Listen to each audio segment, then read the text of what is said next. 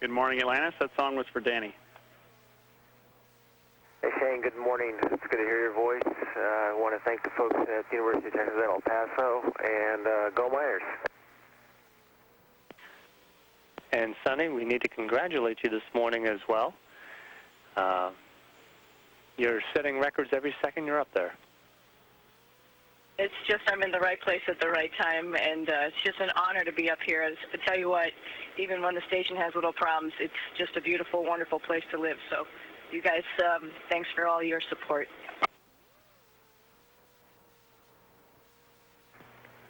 Okay, big picture regarding what we're trying to do with O2 here is maximize our dock time capability, essentially, in support of the further investigation of the SM computer anomaly.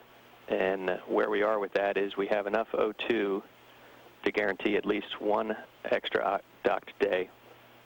However, there is a little more O2 available, not enough to give us a second day. However, there is enough that we'd like to put the O2 transfer in work today. And I think we're going to move over about 55 pounds of O2. To do that, we have a cryo-config onboard shuttle that needs to be completed first. And then when that's done, we can put the flight plan O2 transfer steps in work as written in today's execute package. How copy? Okay, Hawk, we copy. We were setting up to do this in about 15 minutes. And Pat will take the cryo config on air-to-ground 2 when you're ready to pass it, and then at 1600 we'll be ready to do the O2 transfer. Okay, that's most excellent. We'll get to Pat in a moment. The other big picture note I have for you is we can inform you that your TPS on Orbiter has been cleared for entry. Okay, that's great news, Houston. Thanks a lot. You bet. Gina Sinceri, ABC News. Let's start with Sonny. You broke a record today. What did you do to celebrate?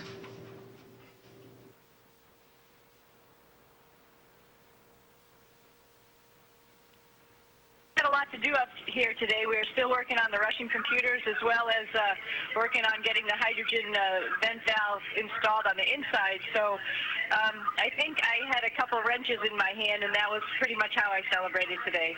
But everybody here said congratulations, and I just want to reiterate, I was just in the right place at the right time.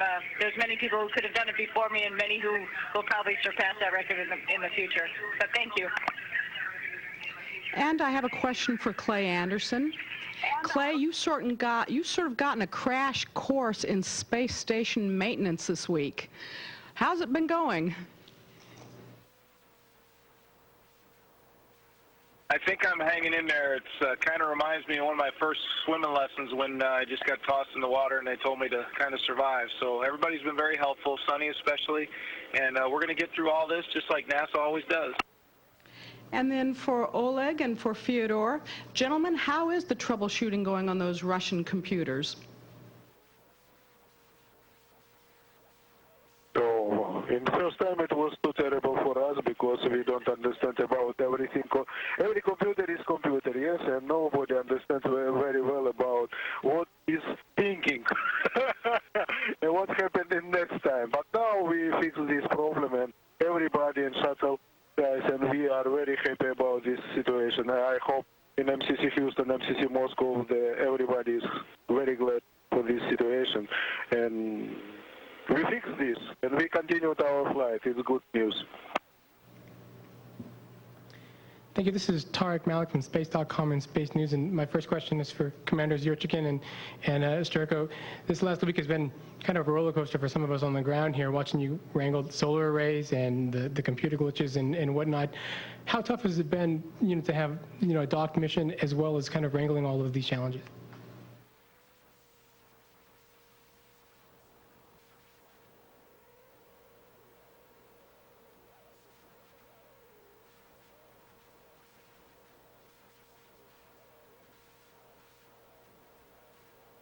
Of course, the shuttle flight is a very interesting flight. Yeah, it's like expedition flight, but for very short time. For example, in our expedition, we are flying with Oleg about 2 months, and we had only 2 EVAs. Shuttle coming soon, and now had 3 EVAs. Tomorrow we'll have 4 EVAs. It's expressive, very expressive time. Of course, we are very busy, but every day we check, every evening we ask each other, okay, it's done for this day, all tasks done, and we are happy for every day. We are happy for our shuttle mission because for me, for example, this is new. I again met Atlantis, my first space vehicle. It was Atlantis. For everybody, it's very good news. For Sunny, for example, she returned home. For Clay, he began his first flight. For me and Oleg, it's the first docking with shuttle in our mission. For shuttle, it's his mission, and for 4, I think, shuttle guys, it's first flight. It's good day, very busy, very sometimes terrible, sometimes difficult, but very nice time for everybody of us. Thank you. And for Jim, you have 4 spacewalks for the mission. We've seen the station get a new starboard side, new solar arrays. How does it feel to kind of be stepping out of the Quest airlock? You helped install it, and here's this machine that is growing in nature. Well, the first impression was looking out that door and seeing the Earth go by 200 miles below on the tail of the orbiter, and that was pretty impressive. And then the really big impressive moment was being out at the end of the truss as we were finishing up some of our work, getting ready to unfurl the solar arrays, and looking off to one side and seeing the horizon disappear in 3 directions, and then turning around and seeing this massive piece of equipment behind us that we've been building over the last few years, and looking at it and going, this is what we've done. And it was a pretty impressive moment, just to be able to sit back and look at that, and look at the engineering feats that we've accomplished between Russia and the rest of the international partners and ourselves. Hi, everyone. It's Bill Harwood with CBS News. Let me ask Oleg Kotov a question, please. Fyodor has answered this already, but let me ask you. The effort to get the computers going struck everyone on the ground is really something on the part of the Russian engineering team on the ground, and of course you guys had to carry out their strategy. What was your sense of all of this, and how did it go? Were you worried in the middle of this? Were you confident all the time that you would get this resolved? And what might you say to the engineers on the ground who figured all this out? Yeah, that's a really good question, because at the very beginning we were a little bit worried about the status of the computer, because this happened first time when a whole set of Russian computers crashed at once. So, but we're sure that our ground team, as our FCC Moscow with Houston support, can troubleshoot this problem, and it's become true. As yesterday and actually this morning, we've finished our troubleshooting activity, and we performed this task, and now we have a good set of whole computers on our station, and station again looks pretty good and in good shape, and we're ready to continue our mission and path our station to the next mission sometime. Thank you. Thank you. And Sonny, let me ask you a question about that as someone who's leaving but has great familiarity, obviously. Is there a message in all of this to folks who don't pay a lot of attention on a daily basis to the station, the complexity of it, or the challenge of building and maintaining a machine like that in orbit? Any thoughts you had to share, would appreciate. Thank you. Okay, Bill. Well, I think my overall thought is, we take spaceflight for granted, and it still is pretty darn dangerous. We're living in an environment that's it's not really friendly for humans to be. As you've noticed by watching the spacewalks, the spacesuits aren't a joke. They're pretty heavy-duty equipment, and the equipment that we use out there to move around and to do the jobs that we're doing out there is pretty serious. And likewise, the vehicle that we're living in here, it's not just a tourist vacation place. It's a place that's living, working like a ship, and we're the ones who keep it going. We're the ones who make sure the toilet works, make sure we have air to breathe and stuff like that. So You know, it's a serious place, and we're doing serious business and serious science up here. So I think that's the one message. It's space isn't you know, just for tourists. It's actually, we're actually getting a lot of work done up here. Robert Perlman with CollectSpace.com. A question for Sunny first. As you prepare to come home, what have you physically packed to bring home with you? What are you leaving on the station of yourself? And in a larger sense, what's the spiritual message you take away from living on a space station for 6 months? Real quickly about stuff that I'm taking home and leaving. Well, you know, 117 was pretty packed up. The truss was really heavy, so they don't have a lot of storage space on the mid-deck for just personal items. So I'm leaving actually quite a bit of stuff here. We're allowed some stuff to come back on 13A.1, the next shuttle flight. So some of my personal stuff most of my personal stuff is coming home on the next flight, but I'm bringing home a couple shirts just for a good memory of the flight that brought me up in Expedition 14, Expedition 15, and now 117. And, of course, a picture of my dog. I might have to stay here on the space station, might have to hide it for some future crew to find. A reflection on my time up here in space for 6 months, you know, it's... I think the biggest thing that I noticed was how amazing the human body is, how it is able to adapt and be able to function in such a different environment, in actually a fairly vicious environment like I just described in the last question. I don't even feel like floating around is anything different than on Earth when you're walking around. It feels very natural. It feels like what you should be doing, and it's amazing how quick your body can adapt. We're doing a lot of things up here science-wise to help us go on to understanding how we're going to build a space station potentially on the moon, and then how we're going to build and live for extended periods of time someplace else, and then we can learn how to potentially go on to Mars. So this is a necessary thing, a necessary step in our future plan for the space program. And for CJ, working off something Sunny just said, somewhere stowed inside the locker on Atlantis is a 400-year-old remnant of the first permanent English settlement in North America. As someone who's been to the ISS a few times, both at its beginning and now as it nears completion, in your opinion, does the space station represent the same type of pivotal shift in human migration? I believe it does. It's not going to be a quick migration, though. You know, you mentioned the time frame of the 400 years. Hopefully, within our lifetimes, we'll see what Sunny was just describing of a colony on the moon where people actually live there. They don't just visit there. They live and work there. And I think we'll hopefully see exploration beyond that, too. So there's all good goals.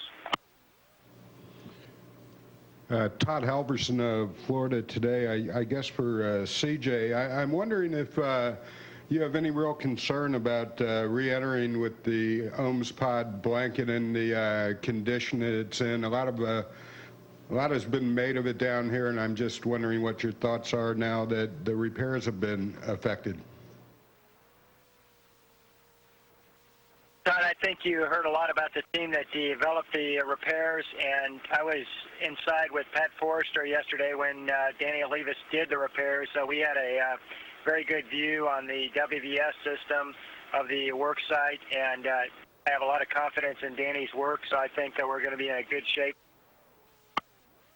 For Sonny Williams, I'm wondering what you might remember as maybe the biggest highlight of your expedition, and what you're looking forward to most about coming back to Earth. I think one of the highlights, of course, were the spacewalks that I participated in. You know, when you're outside and the only thing between you and space is your visor, that's pretty special. But I think the biggest moment for me was actually when Expedition 14 left, and I was feeling like I was the only American up here and hopefully representing our country pretty well and all the good that is represented with the United States.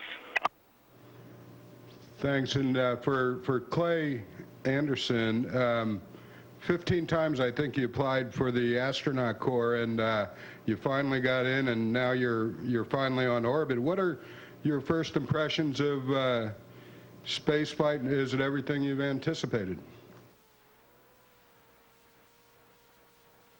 incredible place to be. It's an incredible place to live, and I'm sure that those thoughts will be even more cemented in my brain as I go through my tour up here with Fyodor and Oleg. You know, perseverance pays off, and I'm very proud to be here, and I'm proud to represent the United States and the programs that NASA and the Russian space program have put forth, and all of our international partners. So I'm just like Sonny. I want to do a great job, and I want this to be a very memorable occasion.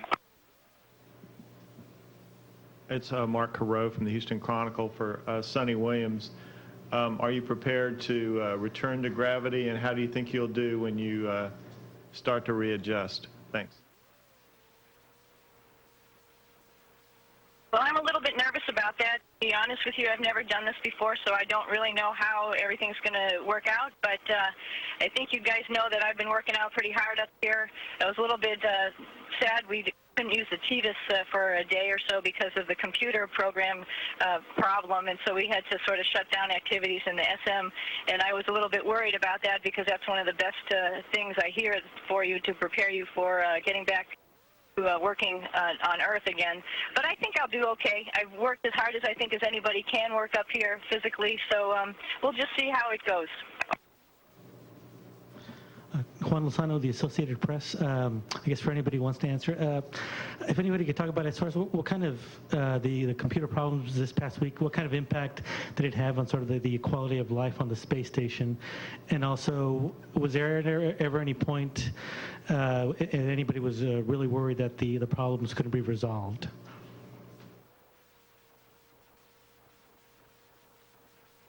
Well, I can speak just from the crew on Atlantis. The first thing we noticed was the amount of effort and work that the expedition crew was doing over here. I think that long into the night while some of us were sleeping, they were in here working on the computers, and for that we are very appreciative. We had to make a few adjustments as far as the amount of power that we used, but nothing that we couldn't complete the mission with. And some of the things that we turned off that would help clear the air, some of those things we noticed. But for the most part, it was easy for us, but the work, the real burden was on the expedition crew. Jeff Franks with Reuters. I'm just curious, after the problems on the station this week, do you think that people should be more confident or less confident in the safety of the space station? Also, second question, in terms of the logistics question, just transfer, are you guys ahead, behind on the transfer of cargo due to the work you've had to do on the computers, or no?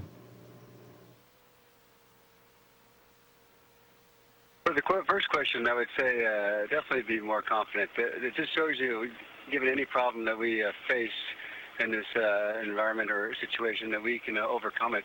And we've done that many times, and we just did it again. It's a wonderful testament to the folks at NASA.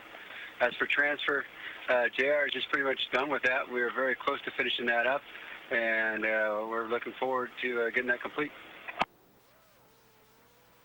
David Waters from Central Florida News 13 for Danny Olivas. Tell us what you were thinking when you were out on the end of the robot arm. You were doing these repairs with a medical kit. How did that feel to you?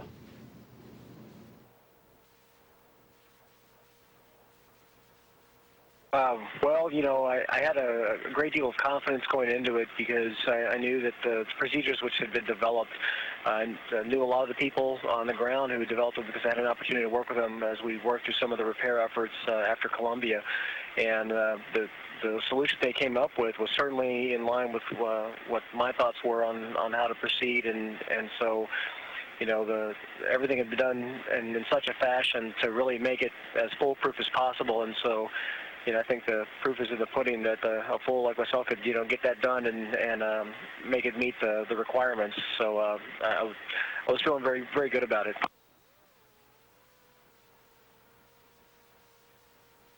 And for Sonny Williams, you've all been dealing with ISS computer issues. How hard has that made it playing catch-up?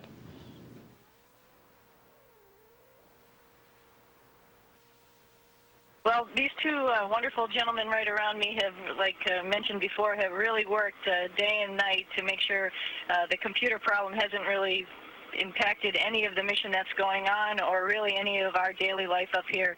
They've done a tremendous effort. Like I mentioned, there was a couple things that we couldn't use, like the treadmill and stuff, just because of the power loads and the heating in that part of the space station, but that was it, and that was maybe for 24 hours. It really hasn't impacted us at all.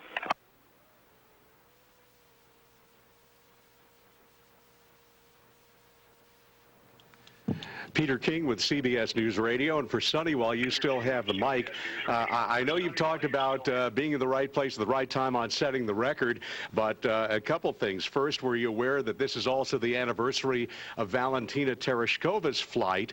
And second of all, would you like to go back, and how long a respite or a decompression time would you like before you would go back to the station?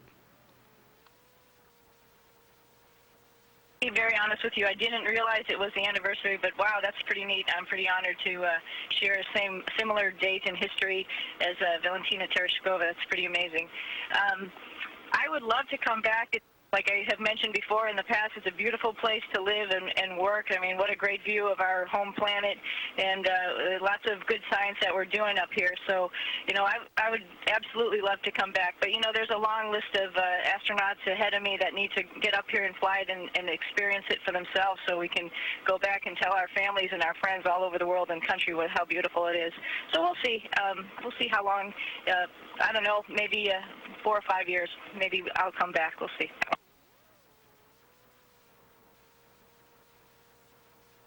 For Steve Swanson, with repair and retraction done by the other EVA team, the average observer may think tomorrow's tasks are a little bit mundane and ordinary compared to the more spectacular stuff. Wondering if you feel bad about not getting a crack at doing those repairs, and tell us a little bit about why tomorrow's EVA is going to be so important.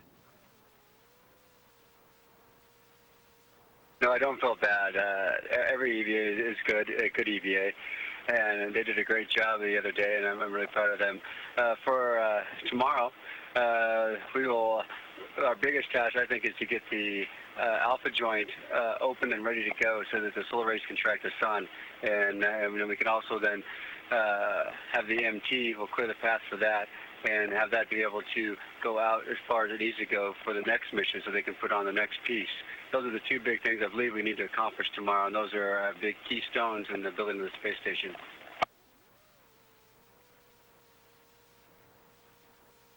And my last question, this is for Commander Sturckow. You know, Sonny kind of answered this a little bit, but I'd like to have your perspective on it. You know, you started this mission expecting perhaps one set of problems with the retract and that sort of thing, and instead you wound up with a whole lot of other problems that you all met head on. I'm just wondering your feelings on the lessons learned about handling life in space day to day and the things that come up. I think it's all a good example of what the NASA and the RSA can do working together, and once we get the international partners living up here, I think we can accomplish great things in space. Let me just let our pilot, Lee Archambault, comment also on how well the mission's been handled and some of the impacts from his perspective. You know, to this point, we've had 3 of our, what was going to turn out to be 4 EVAs, and things have gone very, very well. We had a real complex EVA yesterday that also included operations of 2 different robotic arms during the same EVA. So we're very, very happy with how the technical aspects have been going. But from a first-time flyer rookie perspective, the technical aspects aren't really the biggest challenge for me. The biggest challenge is just learning how to adapt to zero gravity and learn to live in space and get by in space. Just even the mundane things like transiting back and forth from the station to the shuttle, learning how to eat your food, just getting around without gravity is oftentimes even a bigger challenge than a lot of the technical things we do, because we get a lot of training on the technical aspects of the mission. But it's for the first-time flyers particularly, adapting to zero gravity provides a unique challenge that can't be practiced anywhere. Eric Solomon, Channel 48 News in Huntsville, Alabama.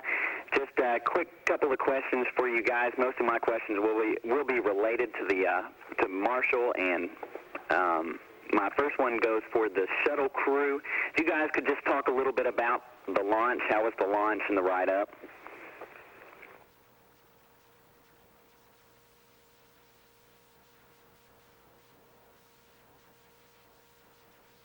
Well, I can tell you, I was sitting on the mid-deck with Jim Riley and Clay Anderson, and I will tell you, it's a spectacular ride. You know, even though we didn't have much of a view, the mid-deck lockers don't make for a very great, panoramic, scenic view to remember. But certainly the ride was a lot of shaking, a lot of vibration, and you could certainly feel every phase of the flight.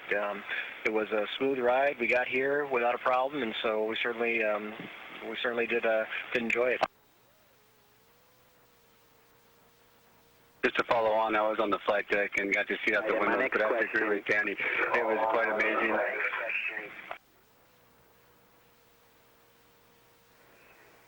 It was an amazing ride. It did shake, and the view, though, was tremendous. You could see, as we turned over, you could see the horizon coming out the windows, and it was quite a view.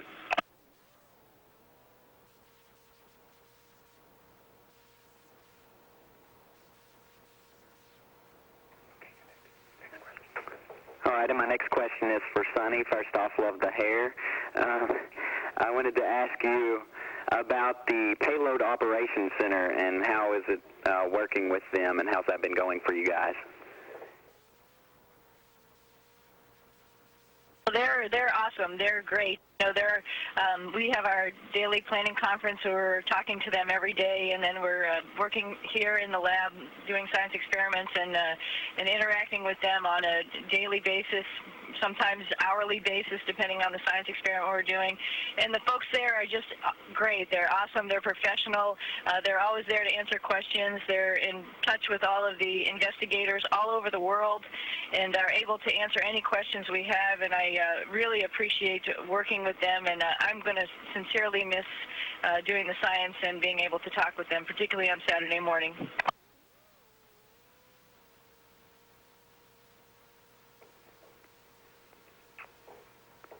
All right, and just for anyone with the space station, if you could talk about the oxygen generation system that went up last July during the last spacewalk. You all installed a special vent. Tell us about how the procedures went with that and what impact that will have. As the International Space Station ramps up to truly become international by bringing in some of our partners, we need to have other capabilities, dual capabilities to some of those that are provided by the Russians in the Russian segment. One of those is to generate oxygen on board, and Jim Riley did an excellent job installing and kind of readapting vents that we already had on the station now to allow us to vent hydrogen to space. So he did his part yesterday successfully, and today we were up inside the cubby holes with wrenches and beating things up and trying to get the inside part attached so that we can finally test the OGS, we call it the oxygen generation system, and make sure that we can generate O2. And that's just a sign of some of the things to come as we ramp up to new modules in the future and new partners and new crew members. We need to have additional capabilities.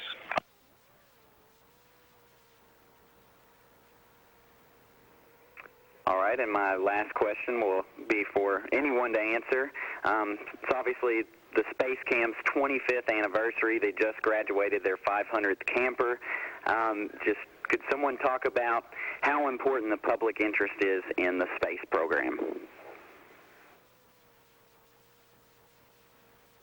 Well, more specifically about Space Camp, anytime you can get kids interested in the sciences, math, and technology, the things that are most in demand in our world as fast as it's changing is definitely a good thing. And Space Camp has that ability to fire that spark in kids like almost no other program around. So the fact that they're around and they're doing it today is a great thing, because we need more engineers, and NASA needs them every day. So anytime they get into the university and come our way, we'd love to talk to them. So we're definitely in favor of those kinds of programs, and we think it's a great thing that they got their 500th of many thousands out this year.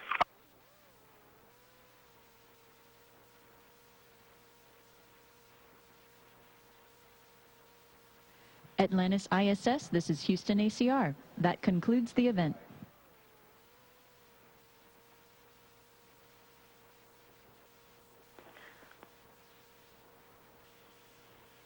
Okay, this is the 117 video for Flight Day 9, and you can see Danny is making a burrito or a breakfast taco here. He's got sausage and scrambled eggs and a lot of hot sauce and a little bit of mustard on there.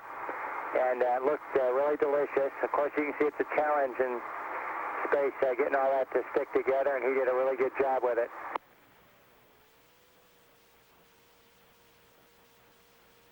Here's Swanee. Again, this is in the post-sleep period, just sending a message home to his family.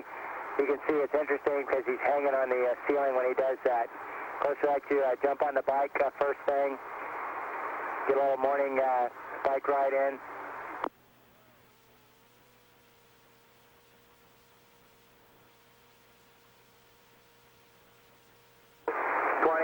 Chance to exercise on the the resistive exercise device over in the station node.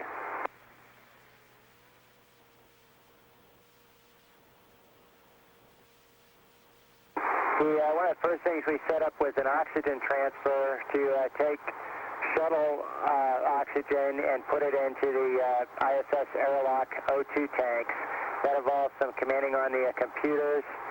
And then Oleg and myself hooked up some hoses in the airlock and then through some valves that are in the shuttle docking system in the vestibule.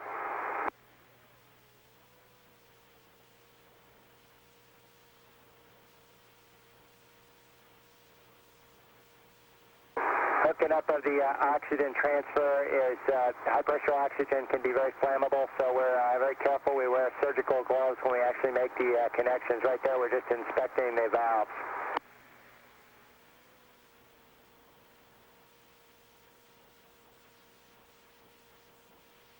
Of course, it's a little dark in some areas, so it's always good to illuminate with a flashlight to make sure that crew member's not throwing an incorrect switch.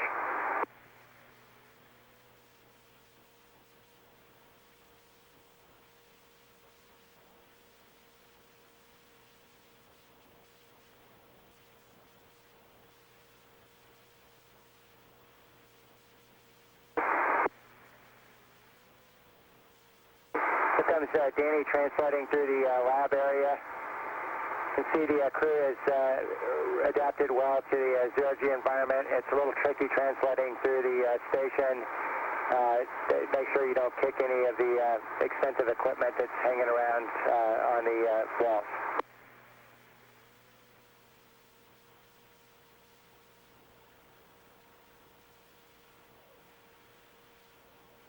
This is JR, and here's Swanee doing the same thing. A little bit heading for the airlock, and these guys are setting up all their equipment for the EVA that they're going to do tomorrow. And here comes Pat doing his Army flip.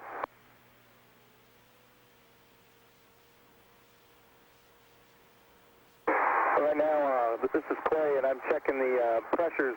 We've set up a system now that JR installed the hydrogen vent valve on the outside of the station for our oxygen generation system. My job on the inside was to set up all the connections and complete the work that Sonny and Mike Lopez Alegria did before.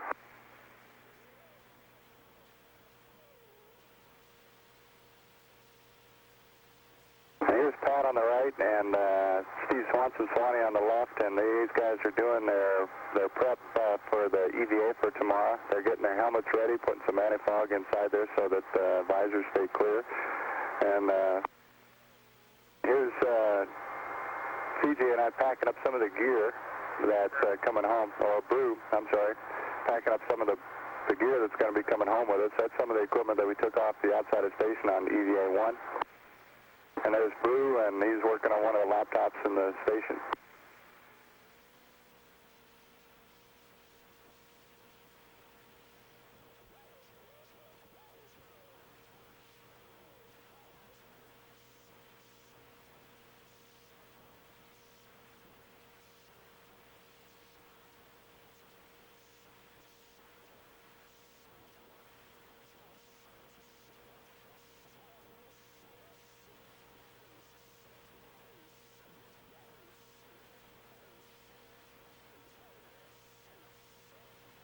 And here you see Fyodor and Oleg, and they are doing further on troubleshooting in the service module, working on the computers and using the scope meter to try to identify where there might be some of that electrical interference that I was talking about that me and Swanee were reconnecting the electric connection for.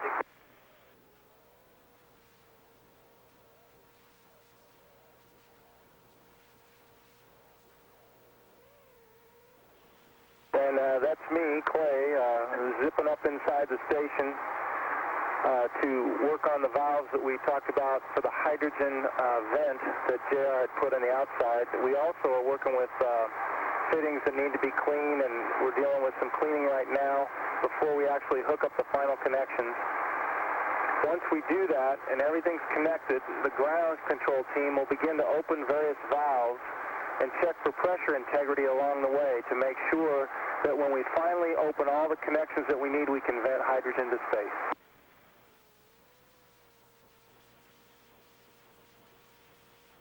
And here's Pat and Swanee again, Pat on the left, Swanee on the right, and we're doing a procedure review, walking through all the steps for what they're going to do tomorrow on the EVA, and their primary task is to remove all the equipment now that will allow the SARGs to rotate, and so the solar arrays that we've just installed out there will be able to track the sun, and it will also open up the translation path for the mobile transporter for the big arm.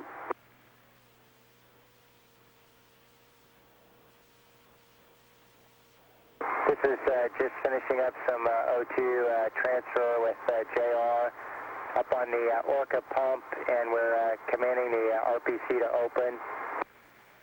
That's going to disconnect electrical power.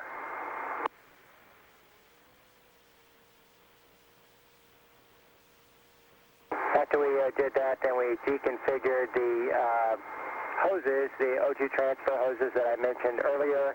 And then the cooling hose, I think you're going to see here in a minute. We're going to go ahead and disconnect that from the Orca pump and put it back in the crew lock to provide cooling and ventilation for the crew in there tomorrow when they get set up for the EVA.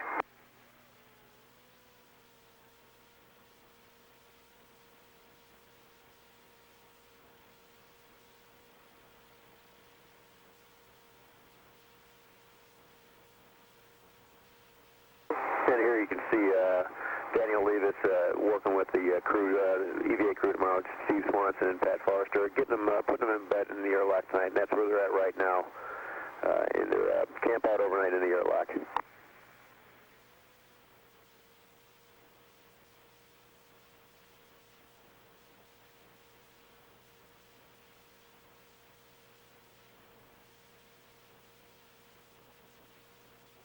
What you'll see next is Steve Swanson and Pat Forrester donning their masks for their pre-breathe, which lasts about 45 minutes. There's Sunny packing up to go home. She says hi to Marcia. There's a note that Marcia personally wrote. Marcia Evans, she did a lot of bench reviews for this crew, and we'd like to thank her for all her support. And here you can see Swanee and Pat with their masks on for a 45-minute pre-breathe, and after that they'll be camping out in a depressed airlock overnight.